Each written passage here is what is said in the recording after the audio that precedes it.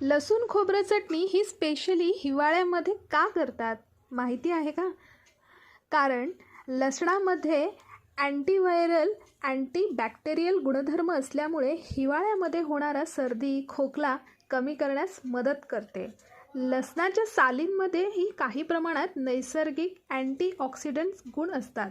त्यामुळे शरीरातील नुकसानकारक फ्री रेडिकल्स कमी होतात. म्हणून शक्य असेल तर सालासकट लसूण घ्यावा.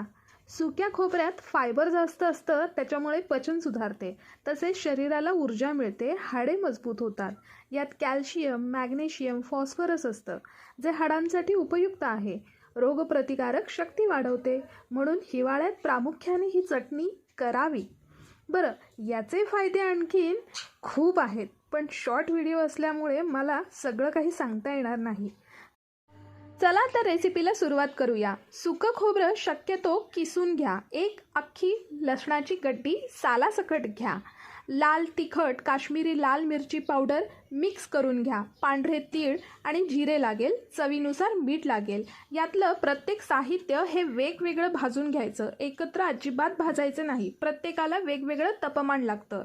सगळे भाजून झाल्यावरती मिक्सरच्या भांड्यामध्ये गार झाल्यावरती हे मिश्रण त्यामध्ये टाकून चालू बंद मोडवरती चटणी वाटायची. एकदा वाटून झाली की मग त्याच्यामध्ये मीठ ॲड करायचं, कारण क्वांटिटी कमी होते, नाहीतर खारट होण्याची शक्यता असते.